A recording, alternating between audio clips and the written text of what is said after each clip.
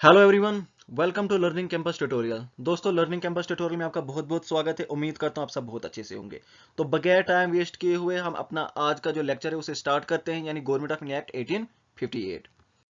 अब देख लीजिए, आप जितने भी एक्ट होंगे हमारे, वो सारे के सारे कौन से एक्ट होंगे? वो सारे के सारे क्राउन रूल के अंदर हम एक्ट पढ़ेंगे। यानी 1858 से लेकर 1947 तक का जो टाइम पीरियड है उसे क्राउन रूल कहा जाता है। उसके अंदर जो जो एक्ट आए थे उनकी स्टडी करेंगे। तो देखिए, गवर्नमेंट ऑफ इंडिया एक्ट 1858। तो ये जो गवर्नमेंट ऑफ इंडिया एक्ट 1858 है, इसे कहा जाता है act for the good government of India. अब act for the good government of India इसे क्यों कहा जाता है, ये मैं इसके जब बाकी के प्रोविजंस को डिस्कस करूंगा उसके बाद मैं इस पॉइंट के ऊपर आऊंगा।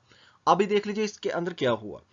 तो देखिए, ये जो गवर्नमेंट ऑफ इंडिया एक्ट 1858 लाया गया था, अभी तक जो कुछ भी क्राउन चाह रहा था वो सब कुछ, उसका जो सपना था वो सारा ये एक्ट पूरा करेगा।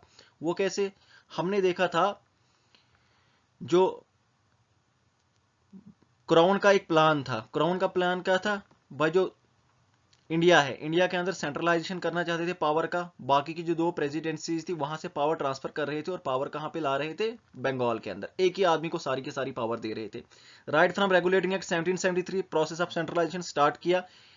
चार्टर एक्ट 1833 के अंदर कंप्लीट सेंट्रलाइजेशन, एक्सक्लूसिव पावर आ गई गवर्नर जनरल ऑफ इंडिया के पास। नई पोस्ट बनाई गई governor general of India. Governor general of Bengal को गवर्नर जनरल ऑफ इंडिया बना दिया गया।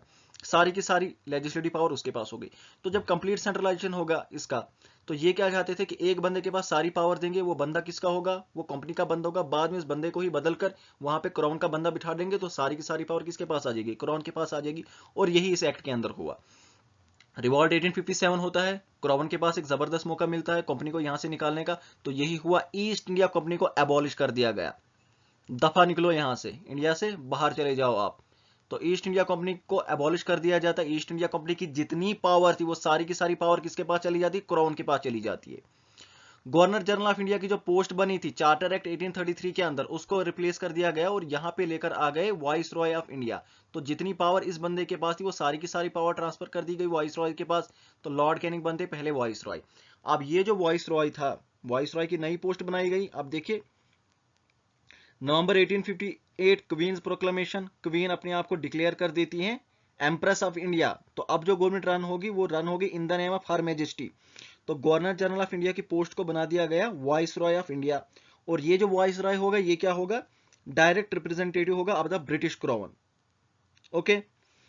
तो उसके बाद यहां पे जो सिस्टम था, डबल गवर्नमेंट का जो सिस्टम था, पिट्स इंडिया एक्ट 1784 के अंदर क्या कहा गया था भाई? जो कमर्शियल अफेयर है वो कोर्ट ऑफ डायरेक्टर देखेगा, और जो पॉलिटिकल अफेयर है वो कौन देखेगा? बोर्ड ऑफ कंट्रोल देखेगा। इनकी आपस में टसल चली रहती थी। बोर्ड ऑफ कंट्रोल भी लंदन में बैठता था, कोर्ट ऑफ डायरेक्टर भी लंदन में बैठता था। आपस में इनकी टसल लगी रहती थी। इसलिए इस एक्ट के अंदर डबल गवर्नमेंट का सिस्टम स्टेब्लिश एबॉलिश कर दिया गया, बिल्कुल खत्म कर दिया गया। बोर्ड ऑफ कंट्रोल भी खत्म, कोर्ट ऑफ डायरेक्टर भी खत्म।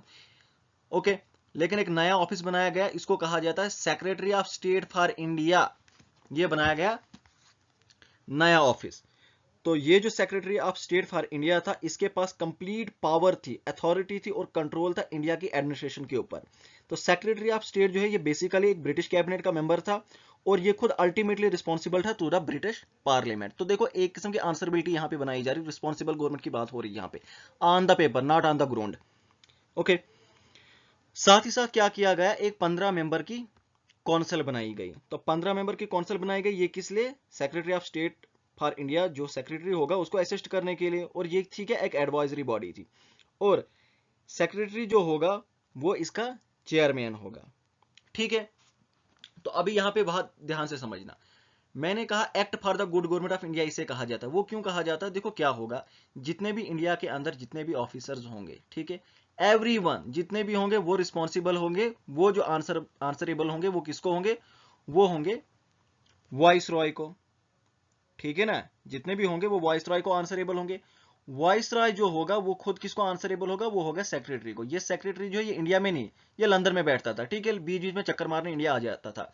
तो जितना भी हर कोई जो है वो रिस्पॉन्सिबल होगा वॉइस रॉय को, वॉइस रॉय रिस्पॉन्सिबल होगा सेक्रेटरी को, और सेक्रेटरी जो होगा वो रिस्पॉन्सिबल होगा ब्रिटिश पार्लियामेंट को। इस तरह से कहा गया कि देखो, एक तरह की आंसरबिलिटी हमने बनाई गई, आंसरबिलिटी बनाई हमने, एक रिस्पॉन्सिबल गवर्नमेंट लेकर आ रहे हैं।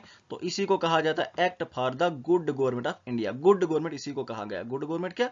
कि एक तरह की आंसरबिलिटी बनाई है हमने यहां पर।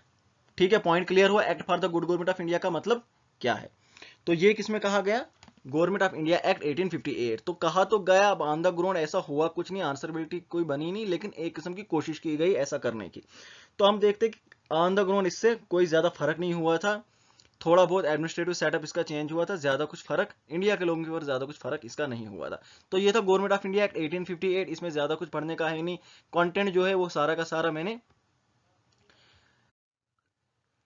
एम लक्ष्मीकांत की जो 6th एडिशन की बुक है उससे मैंने सारा कंटेंट उठाया हुआ है, तो उसी के बुक के जो पॉइंट्स हैं उनको मैंने एक्सप्लेन किया। अच्छा, एक पॉइंट रह गया, 5th पॉइंट है कि ये जो सेक्रेटरी की जो कॉन्सेप्ट बनाई गई 15 मेंबर की, एक बॉडी कॉर्पोरेट की तरह थी, इसके ऊपर केस यहाँ पे भी किया जा सकता था और ये भी कर सकती थी इंडिया में भी और इंग्लैंड के अंदर भी। ठीक है, इसमें लिखा हुआ है capable of sewing and being sued in India and in England. तो ये था गवर्नमेंट ऑफ इंडिया एक्ट 1858। ज्यादा इसके अंदर कुछ था नहीं पढ़ने के लिए, जो इतने पॉइंट लक्ष्मीकांत के अंदर दिए हुए थे पेज 1.6 के अंदर वो मैंने करवा दिए हैं। इसके अलावा बाद में मैं इसके ऊपर अलग से वीडियोस लेकर आऊंगा और चार्टर्ड एक्ट की जो सीरीज है उसके ऊपर भी अलग अलग मैं वीडियोस लेकर आऊंगा। ठीक है, तो इसके अलावा वो जो मैंने वीडियो आपको रेकमेंड की थी जिसके अंदर मैंने रेगुलेटिंग एक्ट 1773 से लेकर गवर्नमेंट ऑफ इंडिया एक्ट 1858 तक मैंने आपको बताया था किस तरह से क्रॉवन ने कंपनी की पावर को खत्म कर दिया था और यहाँ पे अपना रूल स्टेब्लिश किया था। तो उसका जो लिंक है डिस्क्रिप्शन बॉक्स में मिल जाता और यहाँ पे वीडियो के लास्ट पे भी उसका लिंक जो है यहाँ पे मिल जाता है, स्क्रीन के ऊपर आ जाता है। तो आप वो वीडियो जरूर देखिएगा, उसकी वजह से आपको काफी ज्यादा हेल्प हो जाएगी। ठीक है, तो उम्मीद करता हूँ आपको लेक्चर बहुत पसंद आया होगा। Thank you so much, bye bye, take care.